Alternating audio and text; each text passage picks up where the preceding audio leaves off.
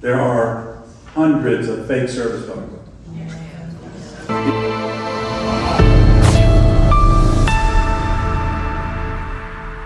I invited the two dogs here today, and since they couldn't drive, we had to bring Mark and Sandra along. Mark and Sandra are the founders of Canines for Heroes, and let's bring those two beautiful animals up here.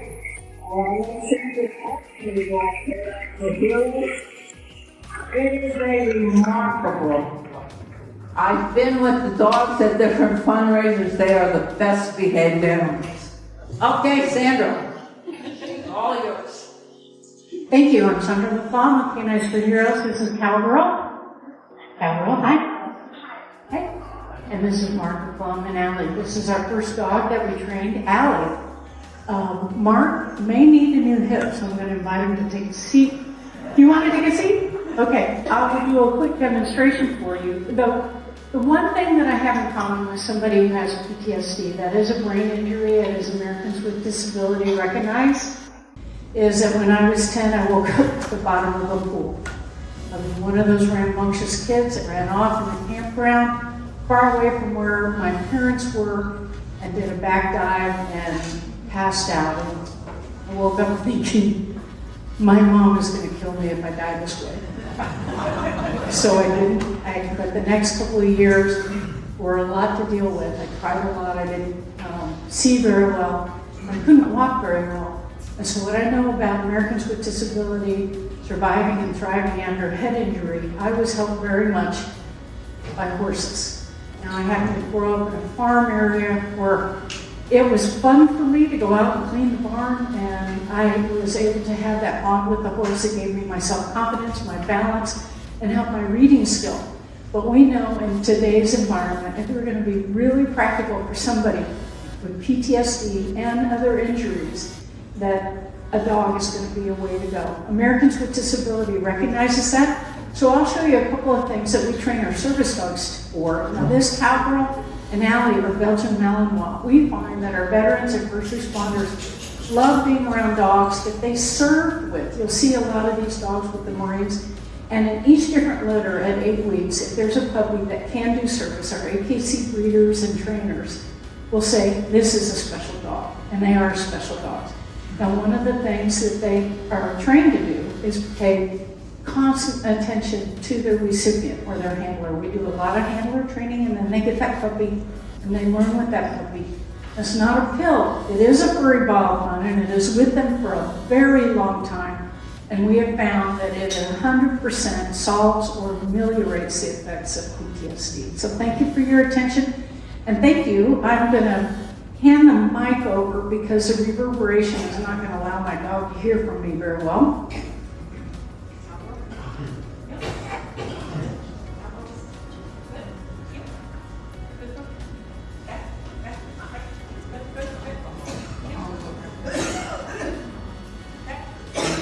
Now, if I were in a wheelchair and I needed my dog to pick things up, I'll give you an example of practical things.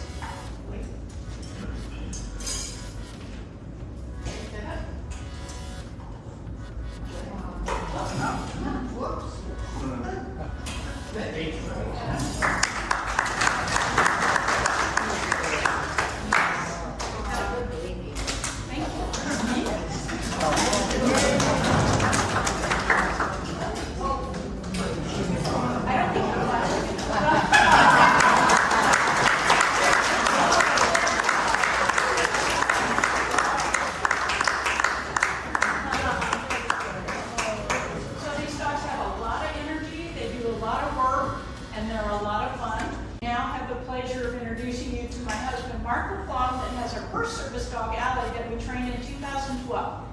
And that's how we found out a lot of best practices. Because he's a business owner, that dog needs to go everywhere and do everything with him. So we train the dog at the very highest level that a dog can be trained.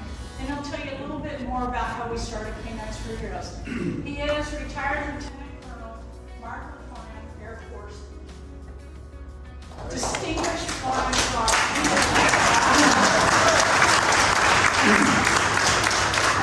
Hi everyone, and and thanks for having us. My talk starts out a little somber.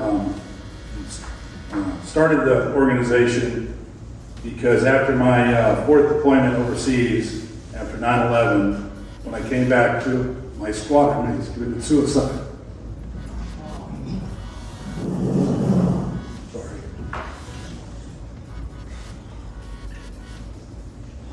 So once I retired, I decided I wanted to give back. And as veterans, we have the VA. As crappy as that is, we have the VA. And I shouldn't say, they have some good qualities, but they're letting the veterans down, especially with severe cases of PTSD.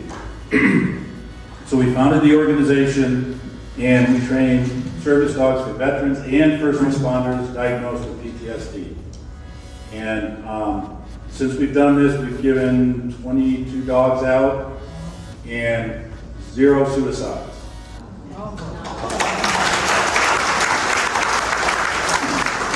If you look at the statistics, it's anywhere from 10 to 20 veterans a day commit suicide. It's horrible. And I wish you could all be at an event when we actually have a graduation and the dog goes to the veteran to see the change in their lives. It's tremendous. That dog stays with them their whole life. The dog is our dog. We own the dog and we place it with the veteran, and it stays with the veteran for life. We work out of Sarasota, Manatee area. We have several trainers. We have breeders throughout the country that help us out with different dogs. We've also trained a couple of shelter dogs. Dante's Den and Bates Animal Rescue. We adopted a couple of dogs out of there and trained. We've also trained some dogs from veterans that came to us. They had a dog and they said, "Can you train this dog for my PTSD?" And we went through a vetting process and we've been able to do that. Any questions? Yes, ma'am. Is there a special breed that you prefer to work with? Good question. The question was, is there a special breed you'd like to work with? This breed is Belgian Malinois. The veterans are used to that dog in the military because the military uses them exclusively. So if it's an high-end operator like a Navy SEAL or a Ranger, yes, we're going to try to match them up with a Malinois. We have trained cattle dogs. We've trained Golden Labs. We've trained a Chocolate Lab and German Shepherds. Now, there are some dogs that we won't train. We've had folks come to us with pit bulls or Rottweilers or Dobermans, and that's, even though we can't discriminate because of ADA, we won't bring them into our program. They can go somewhere else and have it trained. Any other questions? Yes, sir. About how long does it take to train a dog, and how long do you work with the veteran that is assigned the dog? Okay. The question was, how long does it take to train the service animal, and how long do we work with the veteran? I'll answer the second one first. We work with that veteran for his life. We check on him typically once a quarter, but these are guys that gave to the country, and these guys want to give back. So they're at our events, they're at our fundraising events. We have a play shoot, we have golf tournaments, things like that. They show up because they've seen what it's done for them, and they want to get the word out and help us raise more money to get more dogs. As far as training, if it's a Belgian Malinois, it takes about 3 months. And that's 24/7. The thing about the Belgian Malinois is they have crazy food drive. So they're very easy to train. We train them with food. A cattle dog, not so much. A lab, not so much. So those dogs take longer. The longest dog we've trained was for a Vietnam vet in a wheelchair. And it was a German Shepherd, Malinois mix. And this dog was a workhorse. He would pull him around. He'd grab the lead and he'd pull him around in the wheelchair. And it was just awesome to watch. It was really, but that took a lot longer. I noticed when I was out for training center that you previously used that you had dogs that were hyperallergenic, and the little dog was more of a soother for PTSD? Are you still using hypoallergenic dogs for vets that might be allergic? We have not had that case, no. We haven't. And there's a weight, you know, the dog needs to be 30 pounds? 40 pounds or more to fit into our program, because especially if it's a gentleman in a wheelchair, or if they have stability issues, they lost a leg or an arm. Any other questions? Yes, ma'am. Are you all privately funded? We're privately funded, yes, ma'am. We're a 501c3 nonprofit. Yes, ma'am. Does the VA do anything? Good question. Does the VA give us any? Here's another reason why the VA has let us down. They have a program where they will give $25,000 to an organization like us to help train a dog. Never been funded. And when we talk to the senators and congressmen, they don't see it's ever going to be funded. Who knows? Who knows?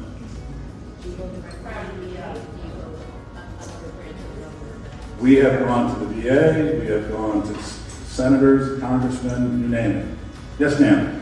What special skills do you teach a dog or a person who has PTSD? Okay, very good. And I guess y'all heard that question. One of the things about a gentleman or a woman with PTSD is we call it the event. Everyone's event is different. We have one gentleman that when he has an event, he is down for 3 or 4 hours in a massive sweating event. We have others that just, they sit in a chair and they stare out the window for an hour. Okay? When this event comes on, they give off a smell. We can train the dog to alert to that smell and help alleviate the whole event or lessen its severity. As far as the veteran, to get into our program, they have to be in PTSD counseling. Same with a first responder. If they're not, we won't take them in. And believe it or not, we've had folks call up and say, no, I'm not doing that. And I know why they're not doing it, because they had a bad experience in the VA. We've actually had some psychologists volunteer 3 hours to help get these guys going.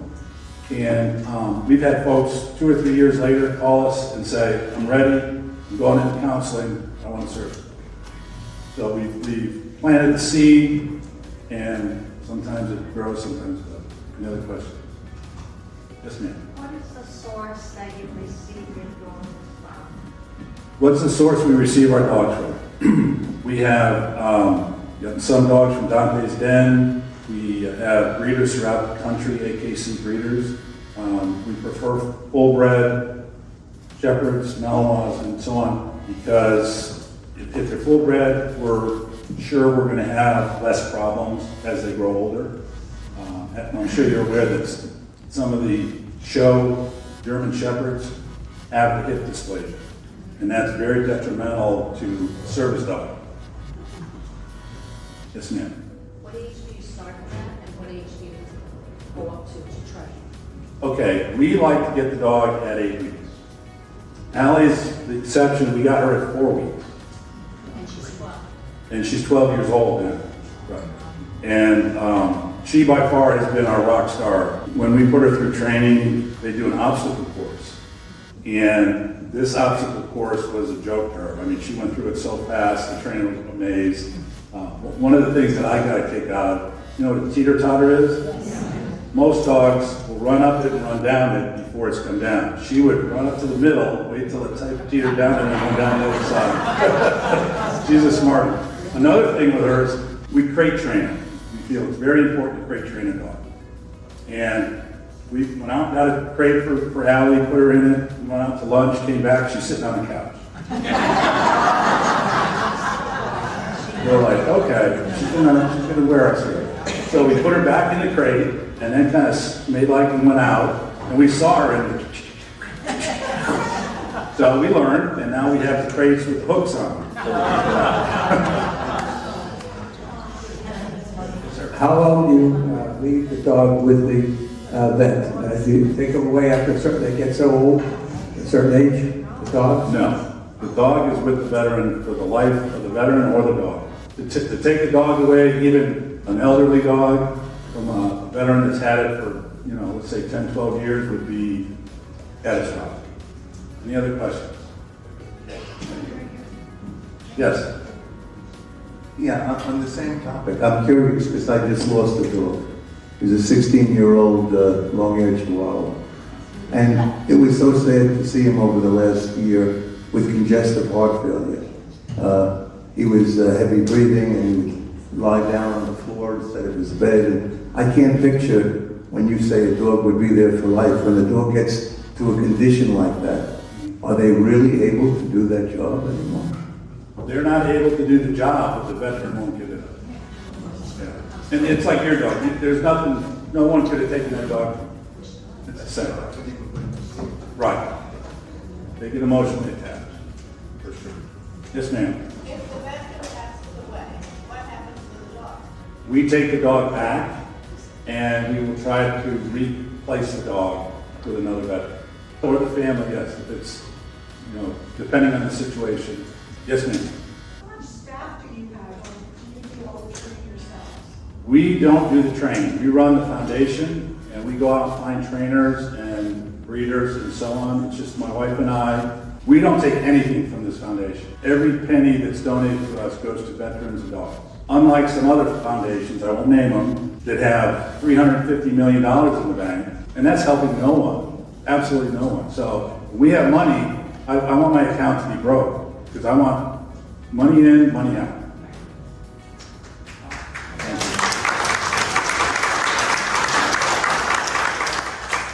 Any other questions?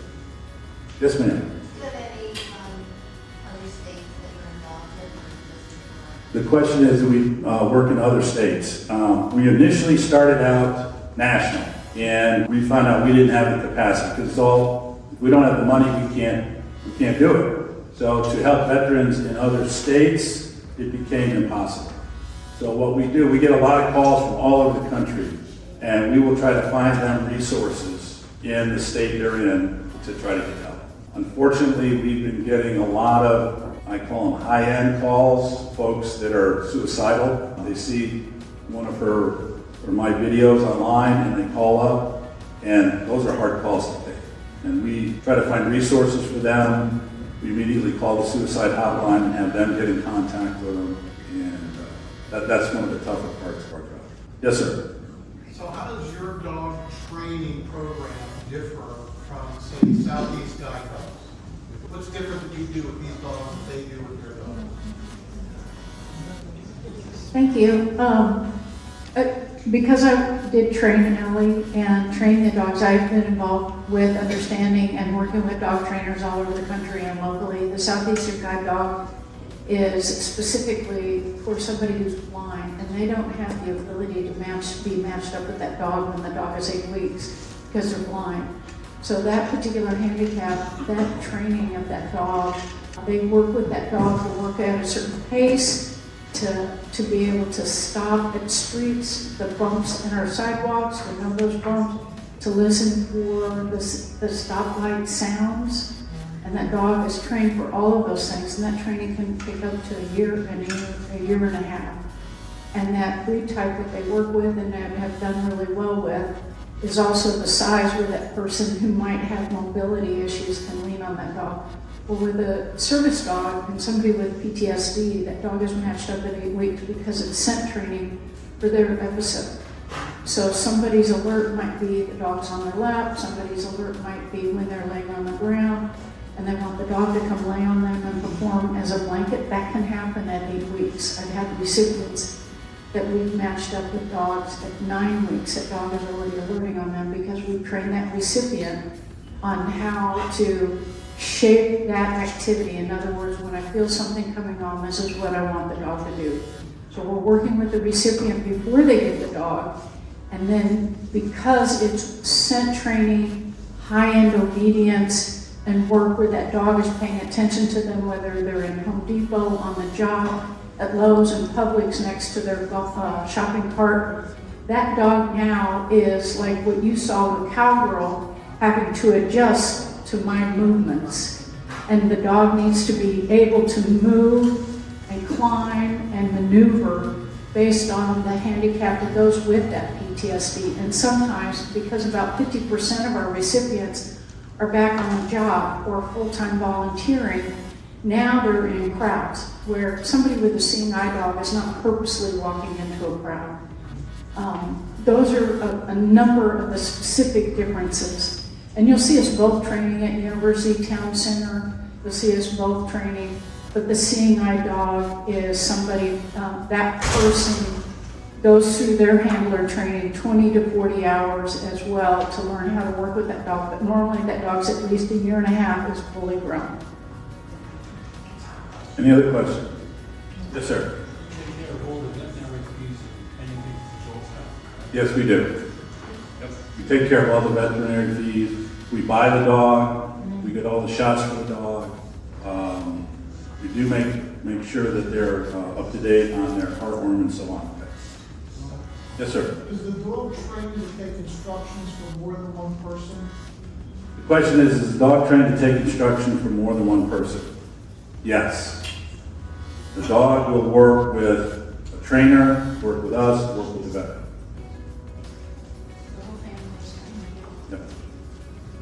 And I'll tell you one of our big problems in the community, and you're probably all aware of this, you've seen how these dogs have acted. Okay, they're trained service dogs. There are hundreds of fake service dogs. People go on eBay or Amazon, buy a vest, put it on their dog, now it's a service dog. No, it's not. We did training for the Americans with Disability Act with Publix, and 6 weeks later, Publix went through and said, no dogs except service dogs, because they were having major problems. And I'll give you an example. My dog's been attacked 3 times in Lowe's by service dogs.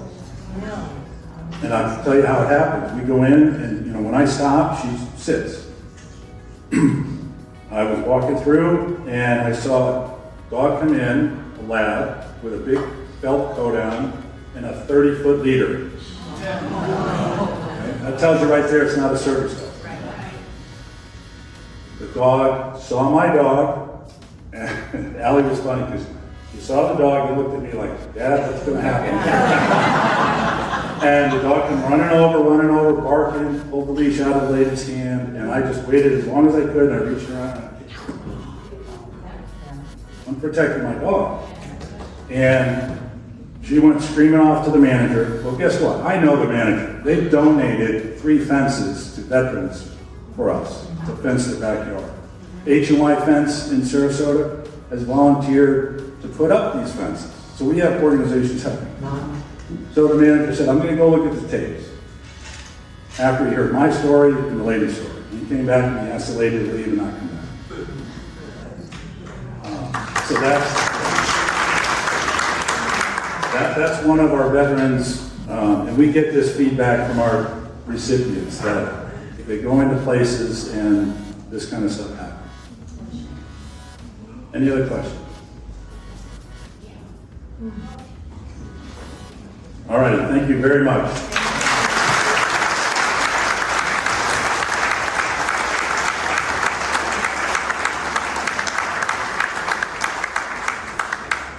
Don't forget the 50-50, we're donating all the extra money back to them.